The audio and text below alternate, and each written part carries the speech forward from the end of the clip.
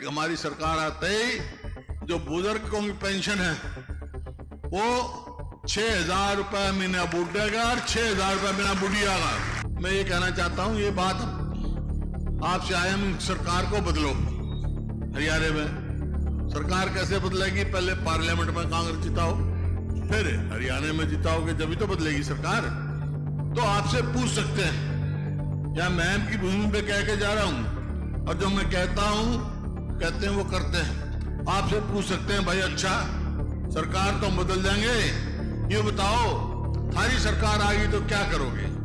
तो मैं 5-6 बात कह के जा रहा हूं, और तो बातें बाद में आएगी हमारे घोषणा पत्र, लेकिन 5-6 बात कह के जा रहा हूं। बाकी काफी कुछ उदयभान जी ने बता दिया। तो हमारी सरकार आएगी तो भाई क्या करेंगे हम?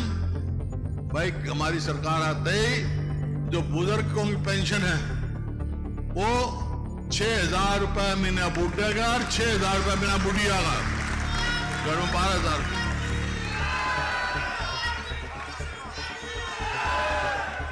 सुनो, और भाई एक जो है सबसे कष्ट की बात होती है, खेत का ट्यूबवेल का तो बिजली का बिल में कर गया था 10 पैसे यूनिट, लेकिन गरीब आदमी को बिजली का खर्चा बहुत परेशान करता है। तो भाई 300 यूनिट फ्री बिजली देंगे हम। और ये हमारी बहन बेटियां बैठी है भाई, आजकल कोई लाकड़ियां पे तो रोटी पोता नहीं, गैस का ले आए सिलेंडर जब हमारी सरकार थी तो 400 रुपए का भाव था, अब हो गया 1000 से ऊपर।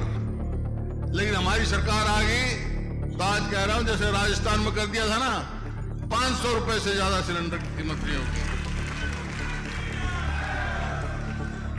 और इस सरकार ने, हरियाणा सरकार ने 2 लाख जो पक्की नौकरी खाली छोड़ रखी, लगाए नहीं, वो एक और बना रखा कौशल रोजगार निगम, उसमें ना रिजर्वेशन, ना पक्की, ना पेंशन। इधर लाओ, अगले 1 महीने बाद काट दो।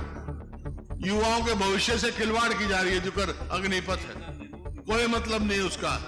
अरे पहले तो फौज में भर्ती होते क्या करता, थोड़ा भर्ती हो जाता, यूं था भाई अच्छी जगह जाएगा, बच्चे पढ़ेंगे, पेंशन आएगा, तो भर्ती होते सगाई आने लग जाती थी।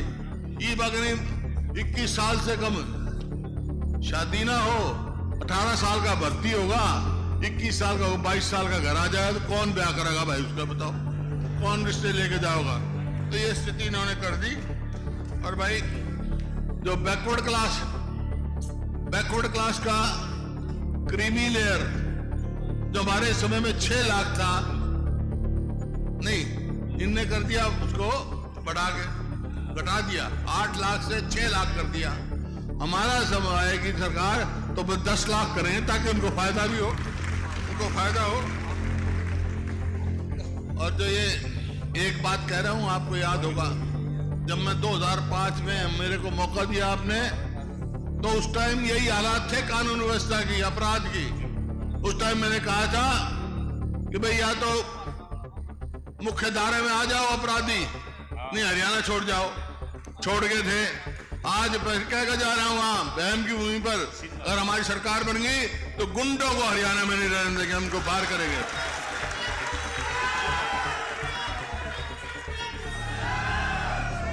और ये पोर्टल चला रखे हैं, मेरी फसल मेरा ब्यौरा। अरे यही तो मंडी है, यही किसान है। जब फसल आ जाती थी तो भाई मंडी में सीधा आता, MSP लेकर आ जाता, ई बाट देखेगा कब नंबर आओगा, पोर्टल में नंबर आओगा। ये सब बेकार के पोर्टलों का हम खत्म करेंगे। किसान की कहते दुगनी आमदनी करेंगे, आमदनी का दुगनी करी, लागत कर दी। क्या भाव डीजल का था उस टाइम, क्या भाव खाद का था, क्या भाव आज कीटनाशक दवाइयों का है, लागत तो दुगनी कर दी, आमदनी कहां से दुगनी होगी? तो ये है भाई। और गरीब आदमी 100-100 गज के प्लॉट दिए थे हमने, 4 लाख के करीब। एक किसी को मिला तो बता दो 9-9.5 साल में, तो भाई वो फिर 100-100 गज के प्लॉट देना शुरू करेंगे, हम वो लागू करेंगे हैं।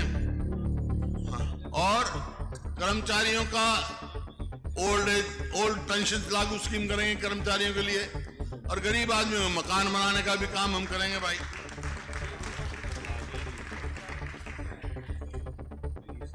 और जो पीले कार्ड हैं इनका भी तमाशा कर रखा है इनने।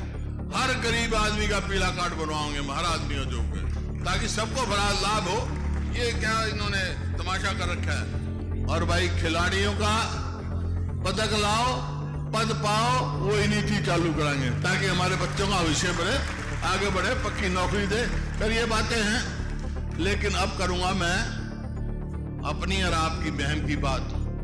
देखिए काफी कह दिया, अजीत दीपेंद्र ने भी कहा, दागी साहब ने भी कहा, और प्रत्यक्ष को प्रमाण की जरूरत नहीं होती भाई। आज जो मैं यहां खड़ा हूं, मैं सांसद भी रहा, आपकी सेवा का मौका भी मिला।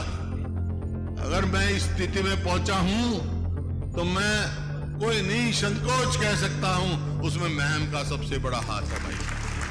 कैसे है? क्योंकि 91 में जब चुनाव लड़ रहा था तो पहले तो दांगी साहब पे जो जिस प्रकार से यहाँ बैसी गांव में मैं आया, जब लाश पड़ी थी, वो दिन मैं याद नहीं कराना चाहता। मेरे को तकलीफ थी उस टाइम, इतनी जाति हो रही है। तो खैर चुनाव आया 91 का, मेरे से राजीव गांधी जी ने पूछा।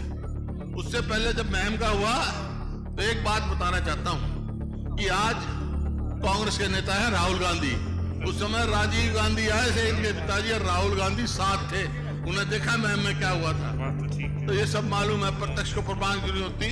तो मैं तो ये कह रहा हूं भाई, 91 का चुनाव आया तो इस वास्ते मैं कह रहा हूं, उसमें सबसे बड़ी जीत महम हल्के ने दिवाई थी मेरी। और वही कारण जीत का बना था भाई, वही कारण जीत का बन गया। तो आज फिर वही मौका आ रहा है। आप में शक्ति है, बदलाव की शक्ति आप में, वही समय आया है।